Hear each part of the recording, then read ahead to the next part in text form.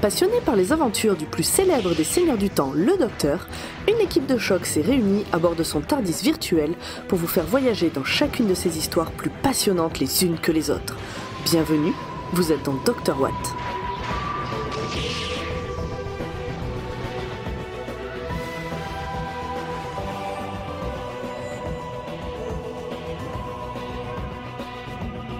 Épisode 64, le labyrinthe des anges, première partie. Bonsoir et bienvenue dans Docteur Putain Chier, le podcast où Nam vous parlera des bruits des grands poils, mais jamais au grand jamais du Docteur. Et ce soir, on se retrouve, alors en comité restreint, mais avec un invité. Donc je vais dire bonsoir à Zu. Bonsoir. Bonsoir à Nap. Salut, bonsoir. Et notre invité, Draco Joe. Bienvenue. Bonsoir. Qui es-tu, que fais-tu dans la vie ? Bien, moi c'est Dracojo, on me connaît surtout pour ma chaîne YouTube sur laquelle je fais des vidéos Doctor Who, je crois que c'est un peu pour ça que je suis là aussi. Et puis on me connaît aussi parfois pour mon shitpost sur Twitter, mais bon, on va dire que c'est mon activité secondaire. Ça peut prendre du temps rapidement. Oui, c'est vrai. On va te poser quelques petites questions d'introduction pour en savoir un peu plus sur toi. Par exemple, comment est-ce que tu as découvert la série ? Comment j'ai découvert ? Alors en vrai, je m'en souviens plus très bien, mais je crois que c'était aux alentours de l'année des 50 ans. En fait, ça passait énormément sur France 4 et ça m'intriguait. Je regardais des épisodes de temps en temps et puis un jour, quand ils ont diffusé la saison 3 en entier, j'ai regardé dans son intégralité et puis après je me suis fait toute la série et puis je crois que je suis devenu un peu accro à cette série, quoi. Ouais, donc tu fais partie de ceux qui sont arrivés en plus en cours de New Who et qui ont kiffé, qui sont revenus en arrière, quoi. Ouais. C'est vrai que j'ai découvert peut-être un peu tard, mais bon, je crois qu'il y en a beaucoup qui ont découvert vers cette période-là, donc je suis assez étonné de ça. Oui, voilà. Après, c'est comme tu dis, il y avait un peu de matraquage côté France 4, donc c'est pas étonnant que clairement, les gens, ça rentre plus dans la vie des gens. Ouais. Alors, on était sur la fin de la période Dr House aussi. Et c'est vrai que dès que non mais c'est bête à dire, mais dès que tu cherchais sur un site de streaming plus ou moins légal Dr House, il te proposait toujours avec Doctor Who. Non, moi c'est pas celui-là que je veux, c'est l'autre.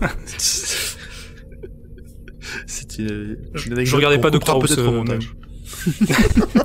Pour des raisons légales. Ça va.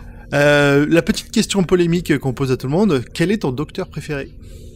Ouais, c'est une question très compliquée. En vrai, je les aime tous, mais non, en vrai, c'est très compliqué entre David Tennant et Matt Smith. Mais si vraiment je dois en choisir un, je dirais Matt Smith quand même. C'est vraiment le Docteur avec lequel je me sens le plus proche, qui correspond le mieux à ma vision du Docteur, en fait. Voilà.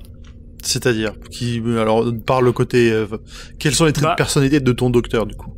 En fait, j'adore le côté excentrique du Docteur. C'est un truc qu'on retrouve moins, par exemple, chez Peter Capaldi, que j'aime beaucoup quand même, mais j'adore le côté hyper excentrique, le côté clownesque de Matt Smith, en fait. Et vraiment, je trouve que c'est Matt Smith qui incarne le mieux ça, en fait. Voilà. Ouais, je comprends. Effectivement, chez les autres, c'est un peu moins ce type-là. Et pour finir, comment est-ce que tu conseillerais de commencer la série ? Je pense que ça va en faire râler certains, mais moi je conseillerais vraiment de commencer par la saison 5. Pour moi, c'est vraiment la meilleure introduction à la série, en fait. Beaucoup mieux que commencer par la saison 1 et commencer par Rose avec ses mannequins en plastique qui attaquent des gens. Je trouve que c'est un point de départ. La saison 5, c'est un point de départ bien plus adapté, je trouve, pour le public actuel. C'est sûr que c'est plus moderne. Après, on s'est posé la question tous plusieurs fois. On s'est quand même dit que globalement, à chaque changement de docteur, c'était une porte d'entrée plus ou moins facile dans Doctor Who. Mais c'est vrai que Matt Smith, c'est vraiment l'entrée de plein pied dans la modernité télévisuelle avec les moyens de réalisation. Parce que Matt Smith, c'est un changement de docteur, mais c'est aussi un changement de showrunner et de plein d'autres choses. Enfin, c'était vraiment une sorte de soft reboot un peu. Donc ouais, je trouve que, même si c'est vrai que t'as raison, chaque changement de docteur est une potentielle porte d'entrée, c'est vrai, mais la saison 5, je trouve que plus que les autres quand même, quoi. On change de docteur en même temps qu'on change de compagnon aussi. Oui, c'est vrai. Vraiment, c'est full restart, quoi. Exactement. Bon, merci. Et du coup, je vais vous proposer que, histoire qu'on fasse pas des épisodes de 4 heures, parce qu'on va peut-être débattre à un moment, qu'on se lance dans le vif du sujet. Et c'est toi, Zu, qui commence. regret this. Okay, right, first, general background.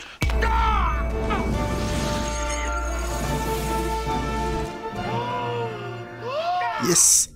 Eh ben, cette semaine, on va parler de The Time of the Angels, le labyrinthe des anges, première partie. Traduction, voilà, c'est pas mot pour mot, mais bon, moi j'aime bien avoir des titres différents sur les premières et deuxième parties, mais en français c'est souvent première et deuxième partie. Ouais. C'est sorti en avril 2010 au Royaume-Uni, en février 2011 chez nous. C'est réalisé par Adam Smith, scénarisé par Steven Moffat, avec Matt Smith, on l'a dit, avec Karen Gillan, on l'avait pas encore dit, mais on le dit, et surtout, avec le retour du Dr River Song, Oui. donc Alex Kingston. Tout à fait. Docteur Corday. Mais oui, elle-même. Et aussi, dans le rôle de l'évêque, Ian Glenn, notre très cher... Le traître. Le traître. Comment il s'appelle? C'est John Jorah Mormont, c'est celui qui se fait friendzone Jorah. dans Game of Jorah. Thrones. Jorah. Et il jouait aussi Richard Cœur de Lion dans Kingdom of Heaven. Et je ne m'en souvenais pas. Moi non plus. J'ai pas Voilà. un très grand souvenir de ce film. On va pas se mentir. Oui, mais là, on est sur des films qui... On est sur une certaine qualité. On verra qu'il a pas joué que dans des trucs de qualité. Et de quoi ça parle cet épisode? Eh bien, le docteur se fait sonner par River alors que elle vit des aventures. Et il arrive avec Amy sur une planète où un vaisseau s'est échoué. Dans ce vaisseau était un ange pleureur. Et donc ils vont essayer de... Alors, j'aurais dit bien écraser plutôt que échouer. Hein. Il a pas rencontré une planète par hasard et pouf, Oui. mince, il y a plus de vide. Il y a plus d'espace. Le vaisseau s'est crashé, il y a un ange pleureur dedans, et ils vont essayer d'aller le capturer. C'est un très bon résumé. Merci, Su. Alors, est-ce que vous recommanderiez la vision de cet épisode? Est-ce que c'est important pour la série de regarder cet épisode? Ah bah oui. Oui. Alors, le but c'est de pas spoiler avant qu'on rentre dans le flux. Est-ce que vous avez quelque chose à rajouter quand même là-dessus? Oui, non. Bah oui, parce que c'est le retour de River Song, je l'ai dit avant, donc on peut... C'est ma principale raison pour moi pour regarder cet épisode. Tellement. Plus que les anges, qui sont... qui sont quand même les gros ennemis, l'un des gros ennemis que Moffat a créé, mais ouais, d'avoir River à nouveau et de voir comment ça joue avec les codes de la bibliothèque, c'est vraiment cool. Moi, j'aime bien cet épisode parce que ça, comment dire, ça englobe la série dans un tout cohérent. Tu vois, ça le fait de faire des vrais rappels, de faire revenir des monstres, de faire revenir River, ça fait vraiment une cohérence globale dans l'univers de la série. Donc ça, je trouve que c'est cool. Il est important parce qu'il y a River. Et parce que River, elle est toujours importante, ça. Et par contre, ma déception un peu comme toi, c'est les anges aussi. L'exploitation qui est faite des anges, en plus de la réalisation que je qualifierais de pas ouf, dans le deuxième plutôt, j'en reviendrai plutôt dessus sur le deuxième, dans le premier, j'ai bien aimé. Faut que c'est un épisode qui est important et utile un peu pour la série, mais qui de manière globale me manque d'un petit quelque chose.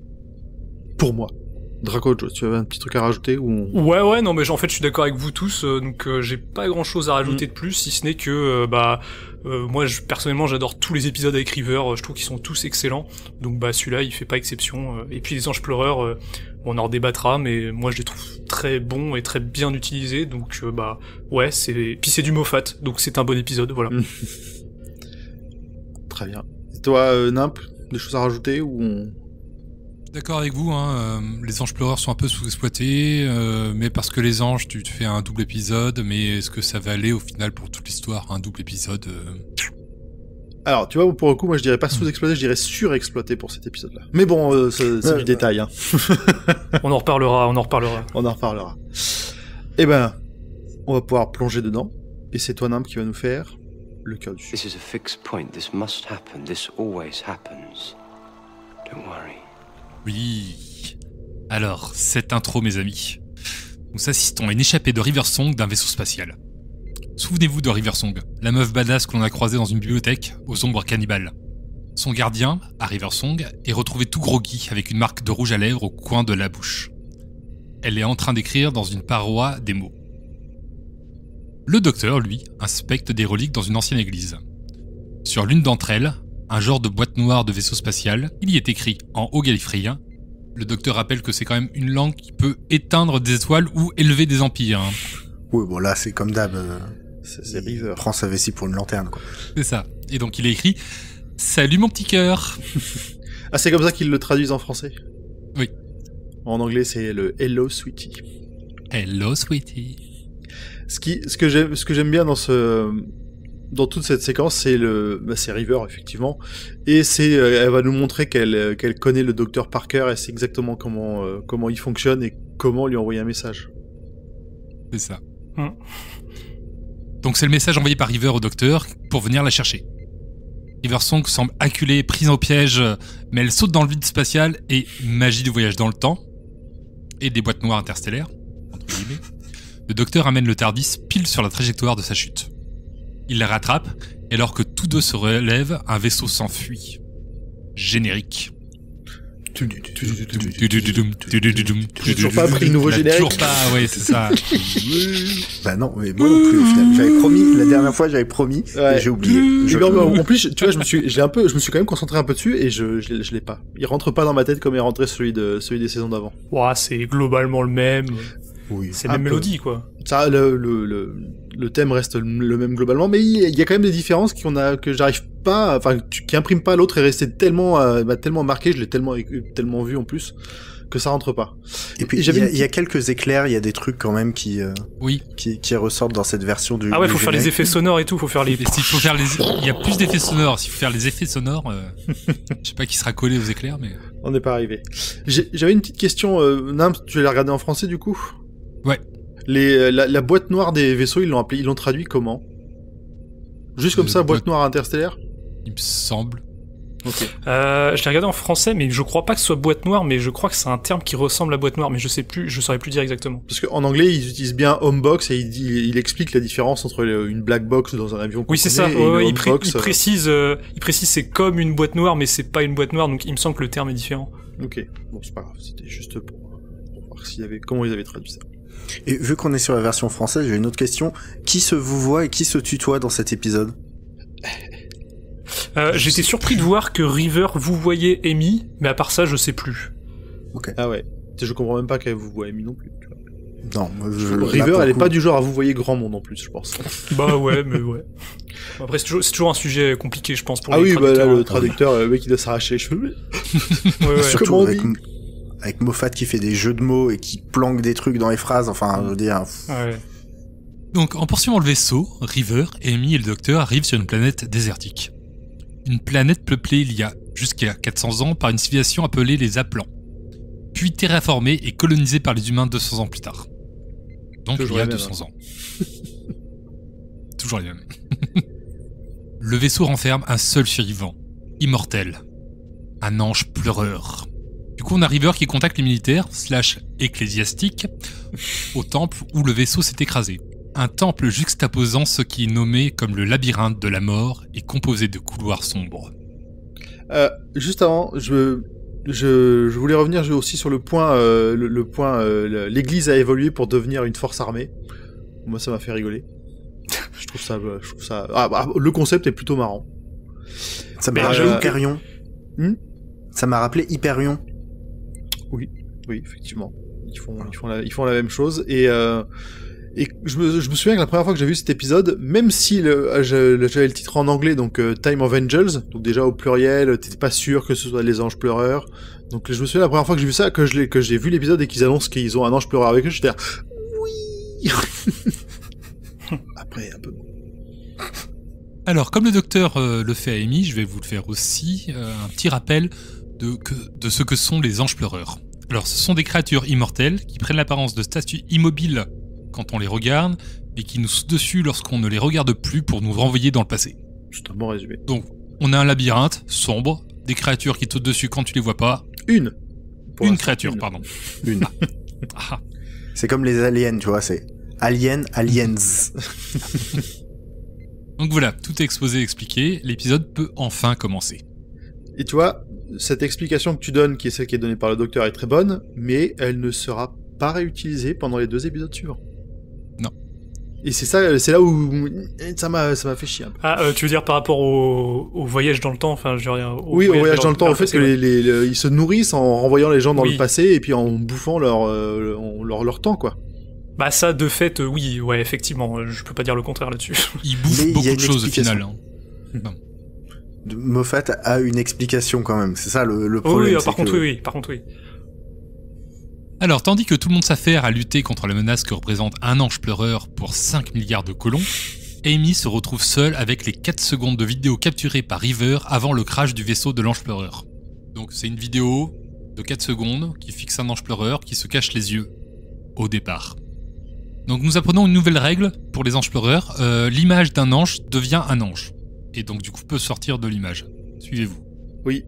Alors, pourquoi pas ? Tu vois, déjà, je dis pourquoi pas, mais déjà, ça veut dire que les anges, ils sont overpowered. Mais genre, ils sont surpuissants juste avec cette petite règle à la con. Après, et en plus, on constate, alors je te laisserai juste après, on constate aussi que, même à distance, au travers d'une vidéo, ils peuvent manipuler aussi des portes du caisson dans lequel ils sont enfermés, comme ça. Pourquoi ? Pour comment ? Non, mais après, si tu les prends pas en photo et que tu les prends pas en vidéo, ils sont pas si invincibles que ça. Hein. Et si tu les regardes pas ? Faut pas les regarder, enfin... A priori, on verra plus tard dans l'épisode que même eux, quand ils se regardent, ça les dérange plus. Alors que c'était la manière dont ils les avaient vaincus dans l'épisode d'avant. Ah, je me rappelle pas s'ils se regardent à un moment dans l'épisode. Ils sont souvent séparés, mais il y en a toujours au moins un qui regarde les autres parce qu'ils sont toujours à la queue leu. Enfin, il y a quand même une notion de... Non, mais faut pas regarder dans les yeux. Eh oui. Normalement, dès qu'ils sont... Non, pas... On va débattre après, si vous voulez. Oui, bon. Laissons Nymph avancer dans son histoire. Bon, en tout cas, comme l'a dit Dracojo, hein, moi c'est un endroit où j'ai transpiré à l'idée que toutes les statues qui sont photographiées par des touristes... Ouais, bah c'est vrai. Du coup, je me dis que c'est pour ça que la Vénus de Milo est décapitée sans bras. Peut-être. Merde, je viens de repenser à la saison 7 sur... Bon, du coup, je peux pas spoiler, mais il se passe un truc dans la saison 7 avec les anges pleureurs qui fait que ça pourrait être très effrayant sur certaines photos d'un monument très célèbre qui est en fait un ange pleureur. Oui, je vois de quoi tu parles aussi. Tout à fait. Bon, Amy aussi, elle transpire parce qu'elle est face à cette image d'ange pleureur, mais elle arrive finalement à éteindre l'écran au bon moment, genre pile quand la vidéo redémarre, et du coup, hop, ça coupe plonge. Ok. Voilà. Ta gueule, c'est magique. Un passage vers le labyrinthe de la mort a été dégagé. El Labyrinto de la Muerte. La mort en espagnol. River, Amy, le docteur et tous les militaires / Claire s'engouffrent dedans et découvrent une foule de statues. Une représentation des Applants probablement, mais en tout cas très similaire à nous. Comment retrouver là-dedans le prisonnier du vaisseau, qui est du coup un ange pleureur et du coup une statue. Plein de statues, t'en mets une de plus au milieu, tu fais « Ah merde !» Ils ont quand même une petite différence, c'est que les statues du labyrinthe de la mort, elles sont quand même plutôt abîmées. Et je pense que l'ange pleureur ne l'est probablement pas au moment où il sort. Non. Bon, on l'a vu dans d'après la vidéo, non. Oui. C'est vrai. En tout cas, notre prisonnier, lui, il retrouve facilement les Claires. Ils ont l'air d'être vraiment sa préférence à lui. De Julien Clerc, ouais. Ça, c'est pas mal. J'étais en train de me chercher. J'ai la référence de la chanson, mais je savais plus qui l'a chanté. Et c'est encore mieux avec effectivement l'interprète. Notre groupe, de son côté, grimpe les 6 niveaux symbolisant les 6 niveaux de l'âme. Le docteur dit que ça serait cool d'aller voir les Applants, alors qu'Amy fait remarquer qu'ils sont morts depuis longtemps. Mais rien de choquant quand on voyage dans le temps et qu'on peut régulièrement faire un bowling avec Virginia Woolf. J'ai adoré la ref. D'ailleurs, la structure du labyrinthe est étonnamment solide, puisqu'elle a résisté au crash du vaisseau. Le docteur raconte son dîner avec l'architecte en chef. Il avait 2 têtes. Attendez. Les Applants ont 2 têtes ? Et les statues, elles sont comme nous ? Elles ont qu'une tête ? Du coup, les statues, c'est pas des représentations des Applants. Ah ! C'est un labyrinthe dans le noir peuplé d'anges pleureurs.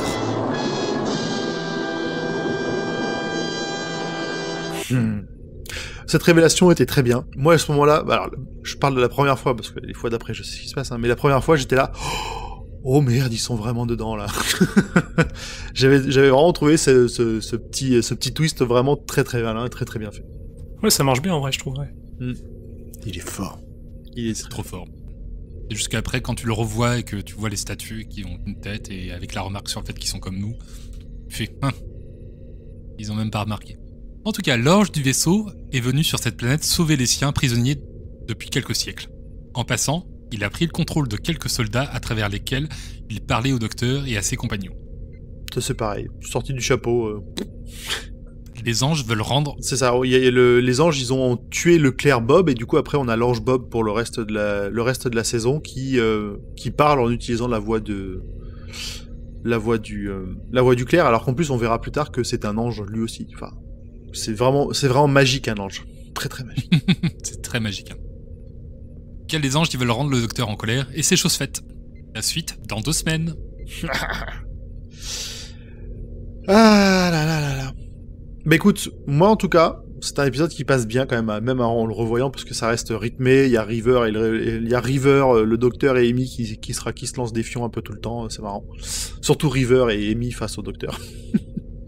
Oui, ça rappelle un peu l'épisode School Reunion où il y avait oui, Rose avec Sarah Jane. et Sarah Jane. Tout à fait. Alors, si vous n'avez pas grand-chose de plus à rajouter, on va passer à la suite, c'est-à-dire les discussions entre nous et les petits sujets.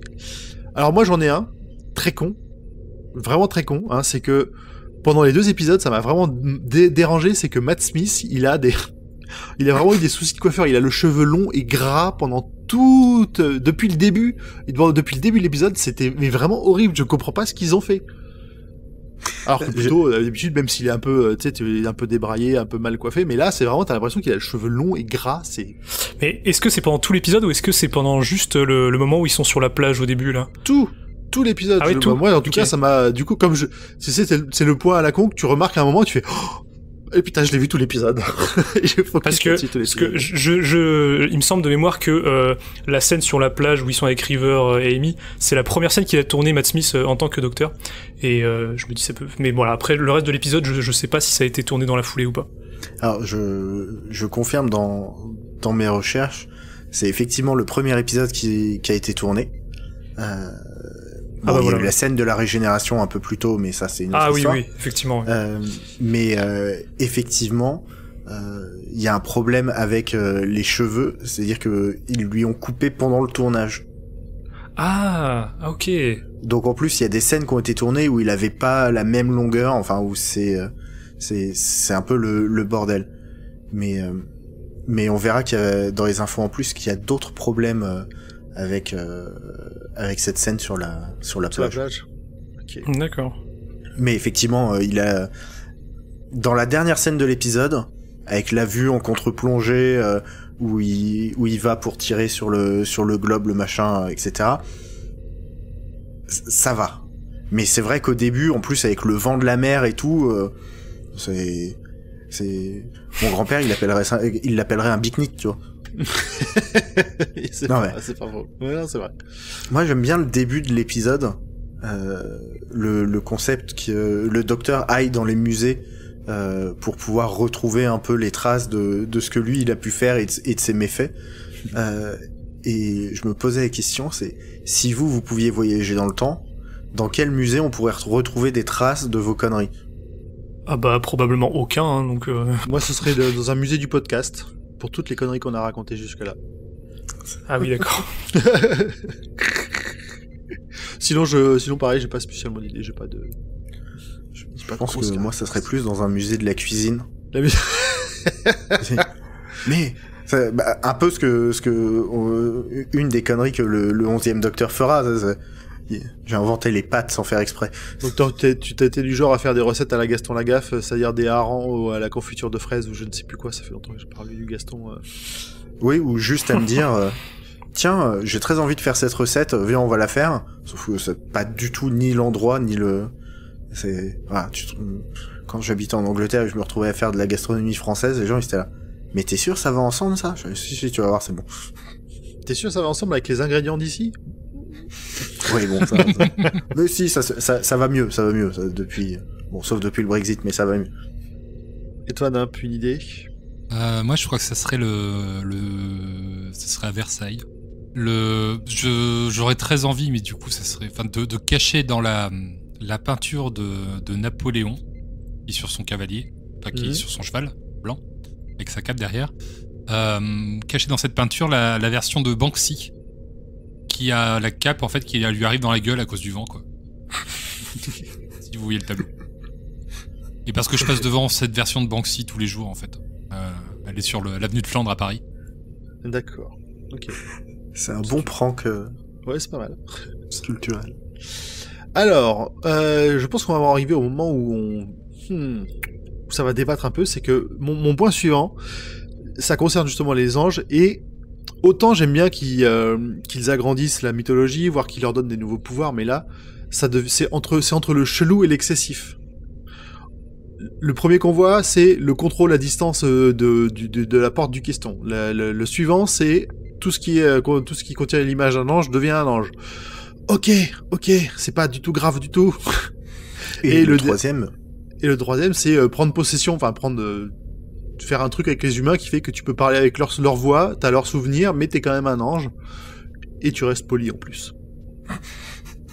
J'ai vraiment trouvé que c'était trop d'un coup, et comme souvent même que ce soit dans les séries ou dans les films, t'as un méchant qui va avoir des pouvoirs qui sont complètement déconnants, qui sont en théorie imbattables, et que à moins de vraiment juste pas exploiter le pouvoir et de le montrer, de faire bon, même nous même moi j'ai oublié que j'avais ce pouvoir, tu peux pas les battre. C'est ça qui m'a vraiment dérangé dans ces 2 épisodes, c'est les anges, c'est devenu d'un seul coup en plus too much. Ok. Mais alors juste, si je peux répondre sur au moins certains points, parce qu'après, c'est ton opinion, ta vision des choses, je veux dire, y a aucun souci à ça, tu vois.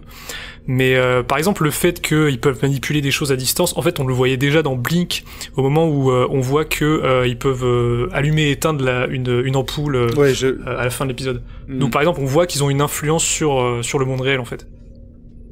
C'est vrai.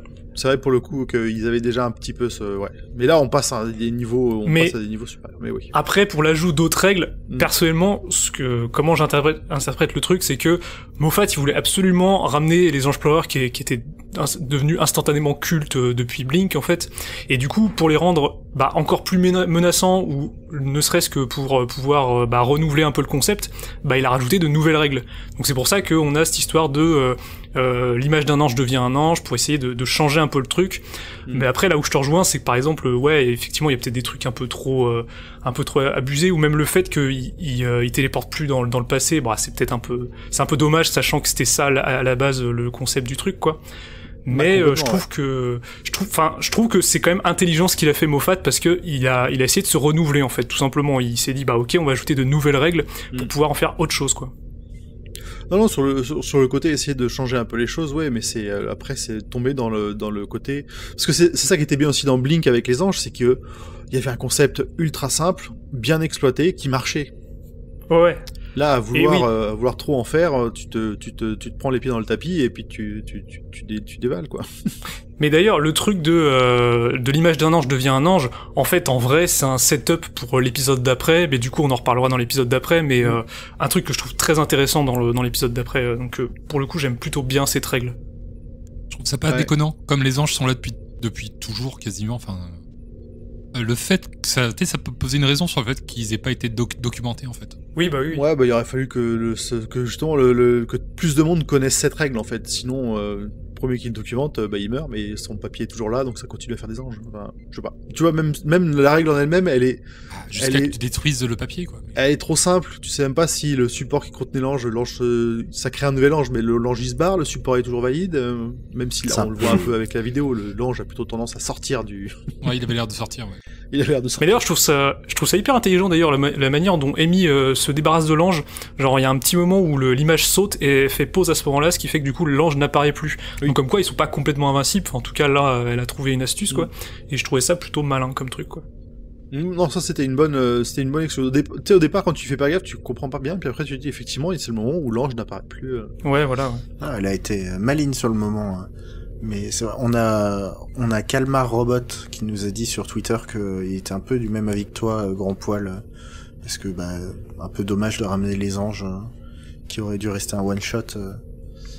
Mais ça, c'est à cause de la vidéo de Pepperpot Team. Ils ont fait une vidéo sur les anges pleureurs et tout le monde a adhéré à leur avis. Mais non. Je suis très content que les anges reviennent.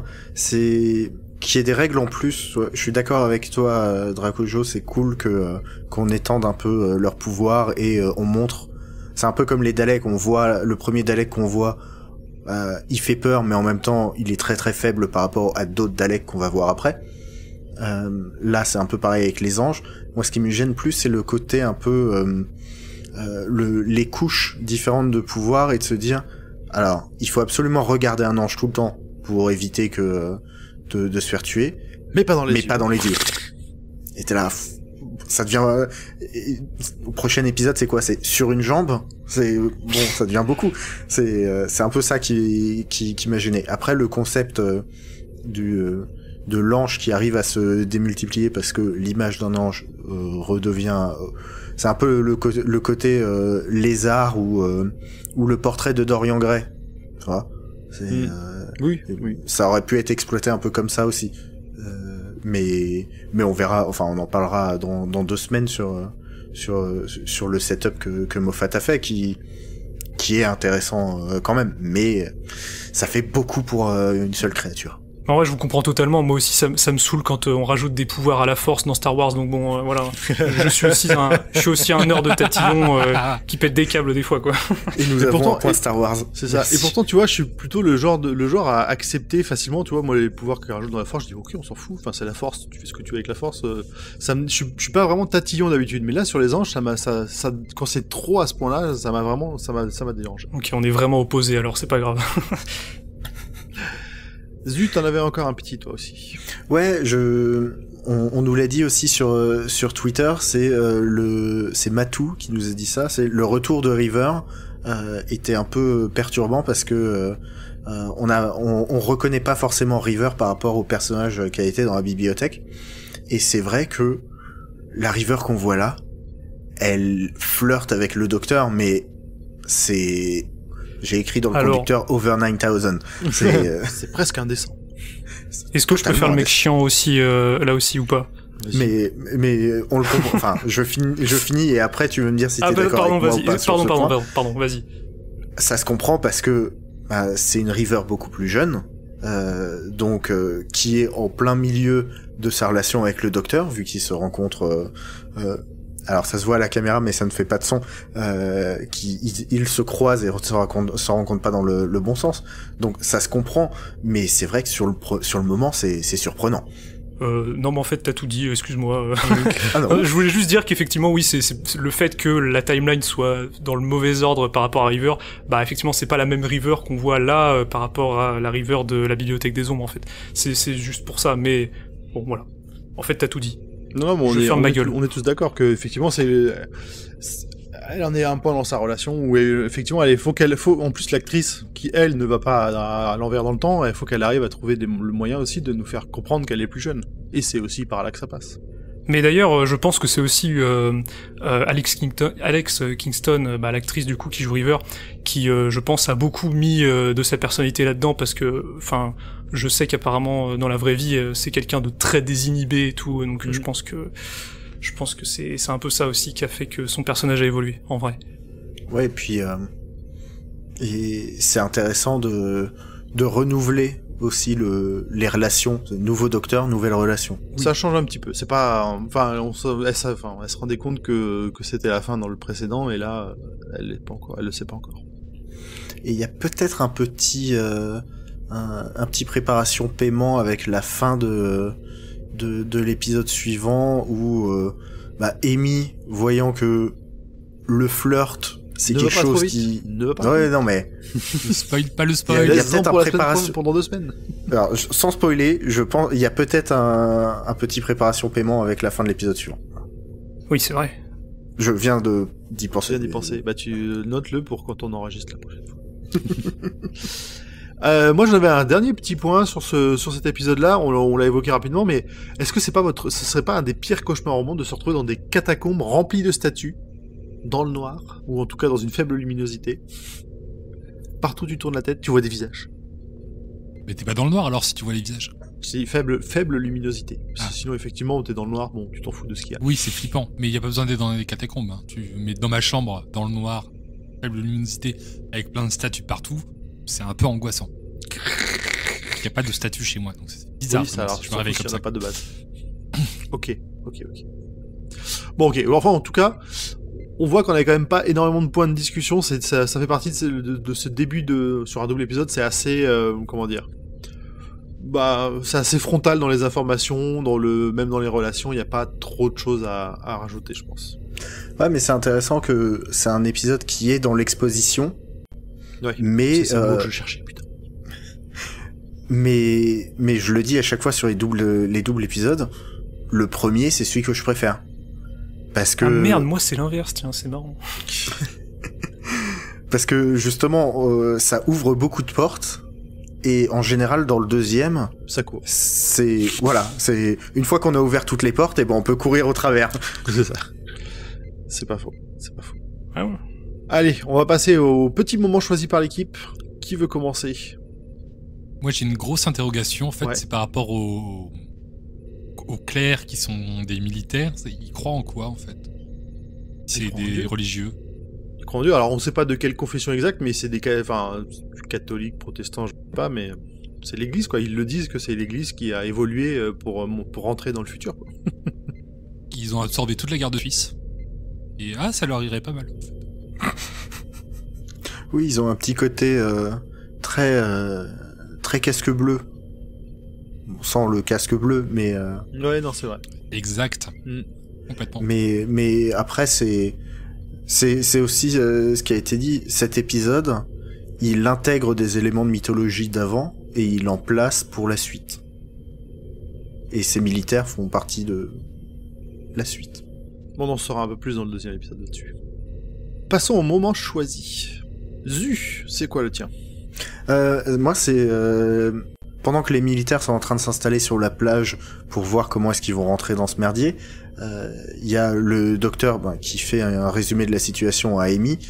Il est particulièrement de mauvaise humeur, et t'as Amy qui le titille un peu en mode « Oh, on est Monsieur Grognon aujourd'hui ». En anglais, c'est « Aren't me Mr. Grumpy Face today ?»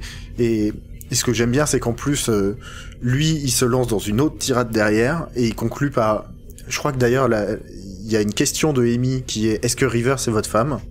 Là, il se lance dans une grande tirade qui n'a rien à voir, et il conclut par « Et oui, je suis Monsieur Grognon aujourd'hui. Oui, c'est vrai. C'est vrai. Ça c'est Moffat qui est genre trop bon pour les dialogues, quoi. Franchement, je trouve que voilà, c'est juste un super dialoguiste, Moffat, en fait. Ouais, ils font là-dessus, je suis complètement d'accord. Tout à fait. Non, parce que toi, t'en as un. Bah, c'est le même que le tien. Enfin, c'est toute l'intro, en fait. L'échappée de C'est River. l'échappée de River, quoi, avec le gardien qu'on retrouve groggy, etc. Comme Moi, ça, c'est vraiment le moment final où elle pose où elle fait péter le,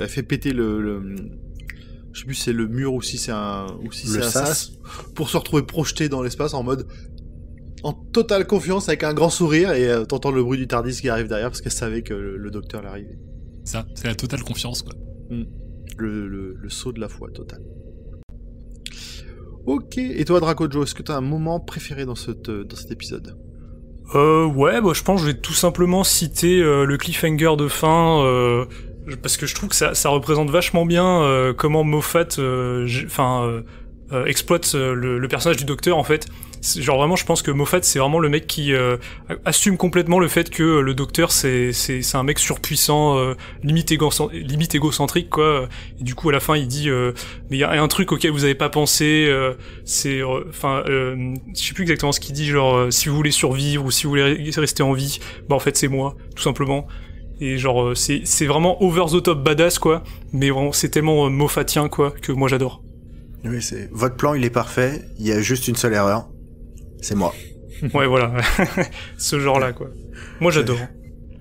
Il est très très très très prétentieux, mais en même temps, c'est difficile de lui donner tort, donc... Il est prétentieux. Et oui, c'est ça, ouais, exactement. Au cours de l'épisode, et même au cours des épisodes suivants, il finit par y arriver, et encore, cette prétention est souvent mise à mal dans la foulée, quoi. Il est arrogant, il prend une claque derrière la tête quand il est trop arrogant. Ouais. Encore heureux. Oui, sinon il serait juste insupportable. C'est ça. Ok. Alors, on va pouvoir passer à la partie suivante, c'est-à-dire les détails que vous avez probablement loupés. C'est la première fois que vous voyez l'épisode, mais pas nous. Hang on, shut up, wait. I missed it. I saw it and I missed it. What did I see? What did I see? I saw. Alors, qui se lance? Bah, on parlait du musée, c'est un des points que j'ai retenu. Et le musée qui visite au début s'appelle les archives de Delirium. C'est le plus grand musée jamais créé. Oui, j'ai fait une auto-coquille. Le plus grand musée jamais créé où reposent les moines sans tête. The Headless Monks. Tiens, qu'est-ce donc? Eh oui, qu'est-ce donc? C'est un ordre religieux lié à celui que nous rencontrons dans cet épisode, mais bah, comme on veut pas spoiler, voilà, mais on les reverra. On vous l'avait promis à l'époque, mais dans la bibliothèque des ombres, River essayant de se synchroniser avec le docteur, c'est-à-dire au travers de son petit journal de spoiler, elle mentionne le crash du Byzantium. Et voilà, on est arrivé à ce moment. Et effectivement, dans la version française, tu crois qui parle de la chute de Byzance, de mémoire, on l'avait mentionné dans cet épisode-là qu'effectivement, il parlait de Byzance, ce qui n'a rien à voir. Et c'est ce qu'on disait tout à l'heure avec Dracojo, c'est pour le traducteur français, c'est un enfer. Bah oui, mais quand tu sais pas ce qui va se passer dans la suite, effectivement, le mec a étudié Byzantium, ça ressemble à Byzance, ça doit être ça. Et c'est vrai que à ce niveau-là, on peut pas leur jeter la pierre, c'est juste, ils savent pas. Dans cet épisode, Amy porte une sorte de col roulé rouge, qui est une référence directe aux vêtements que portait Romana II dans l'aventure Warrior's Gate, où les deux seigneurs du temps, avec K9 et avec Adric, se retrouvent prisonniers avec le TARDIS dans un mystérieux grand vide blanc. Voilà. Alors juste un truc que j'ai repiqué du Doctor Who Confidential qui est sur le DVD de l'épisode. Lors du tournage de la scène d'intro de l'épisode, Matt Smith il a eu l'idée de faire en sorte que River tombe en s'étalant sur le docteur lorsque celui-ci la réceptionne. Et c'est une bonne idée qui rend assez bien, sauf que Alex Kingston, donc celle qui joue River Song, lui a malencontreusement infligé quelques coups de genoux au niveau de l'entrejambe, ce qui a dû ravir Matt Smith. Voilà. Et ça veut dire qu'ils ont tourné la scène plusieurs fois, quoi. Oui. Et aussi autre chose, c'est un détail auquel j'ai pensé en voyant l'épisode, le fait que River, elle mentionne à un moment qu'elle possède plein de photos des différents visages du docteur pour l'aider à se repérer dans la timeline. Et en fait, c'est quelque chose qu'on reverra bien plus tard dans quelques saisons. Ah, je me souviens même pas, tiens. Non plus. Ah ouais, je vous le dirai après si vous voulez, quel épisode c'est. C'est The Husbands of River Song. Bah oui, en fait, voilà, c'est celui-là. Ah. Ok, très bien. Quelques anecdotes, si tu veux y aller, Nimp. Le docteur aurait dû juste lancer le Gravity Globe dans les airs au début de l'épisode. Mais Matt Smith étant fan de foot, il proposa de le kick plutôt. Ça fait partie des influences qu'on peut voir. C'est les acteurs influencent le docteur. Enfin, Alors, il faut peut-être aussi dire ce que c'est le Gravity Globe, parce que dans le résumé, on n'a pas trop détaillé la fin de l'épisode. À la fin de l'épisode, il a une espèce de boule, donc le Gravity Globe, qui a l'air d'influencer la gravité autour de lui, et il va la lancer en l'air, tirer dessus pour qu'elle explose, et ils vont se retrouver accrochés au plafond. Alors, non, il la lance quand ils arrivent dans la crypte. Oui, alors oui, non. Et en fait, c'est le truc qui leur sert de lumière. Mais c'est une lumière qui flotte, et il va la faire exploser pour leur donner de l'élan pour pouvoir aller au plafond et échapper aux anges. C'est ça. On en parlait tout à l'heure, la scène, les scènes de falaise. Alors déjà, ça a été tourné sur la même plage que les éléments avec Bad Wolf. Voilà. Mais surtout, ça a dû être écourté à cause de la marée montante. Et c'était un peu compliqué. Tous les passages qui n'ont pas été tournés à ce moment-là ont été remplacés par la scène où River pilote le TARDIS. En gros, ils avaient 15 jours sur place, quoi. Je crois que déménager parce que une marée, c'est 2 fois par jour, 4 fois par jour, ça monte, ça descend, ça monte, ça descend. Bon, et sinon, on a quelques petits faux raccords dans cet épisode. On a déjà parlé des cheveux de Matt Smith qui changent de longueur parfois dans la même scène. Magique. Sur la porte du vaisseau où il regarde la vidéo de l'ange, il y a écrit Caution, Trip Hazard. Ça va, attention, risque de chute. Que Hazard est écrit avec 2 Z alors que ça s'écrit avec un seul. Si même eux, ils parlent pas l'anglais, c'est chaud. Mais c'est un anglais du futur. C'est l'anglais du futur. Avec plein de Z. La dégénérescence de la langue. Les langues, ça bouge et tout. Oh. Et sinon, quand le docteur rattrape River dans l'espace, les vitres du TARDIS sont noires et non blanches. De plus, le badge St. John Ambulance est absent. Alors, Moffat a avoué dans les commentaires audio du DVD que cette scène avait été tournée avec le TARDIS de David Tennant et non celui de Smith. Alors déjà, bon alors le coup des vitres, ok. Le badge par contre, je vois pas du tout où est-ce qu'il est celui-là. Bah, si c'est un sur la badge porte à côté de l'écriteau où il y a marqué pool machin. Ah oui, d'accord. C'est un truc que Moffat a rajouté sur sur le TARDIS de son ère à lui, qui était en fait à la base sur le TARDIS du tout premier Docteur en fait. Ah oui, ok, c'est le petit, je vois, le petit tag là.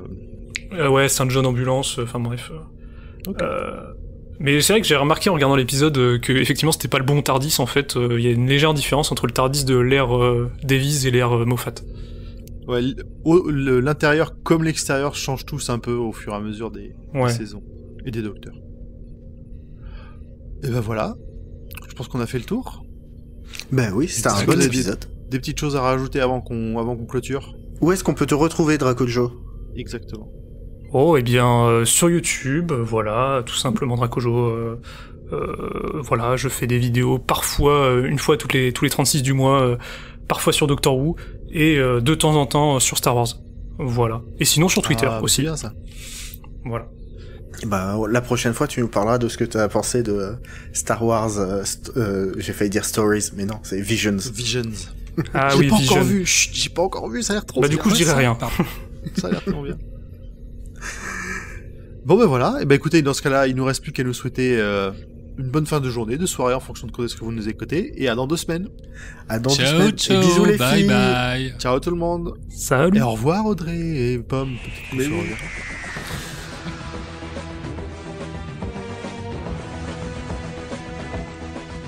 Et voilà, cet épisode est terminé pour cette semaine, mais toute l'équipe, ou presque, revient dans 15 jours pour la deuxième partie.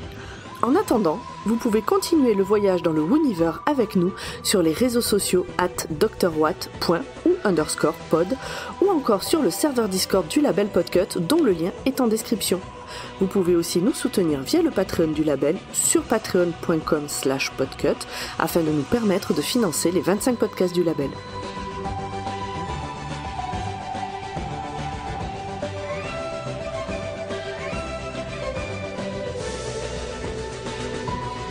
La prochaine fois, nous découvrirons si le docteur a utilisé la respiration ventrale pour redescendre en pression.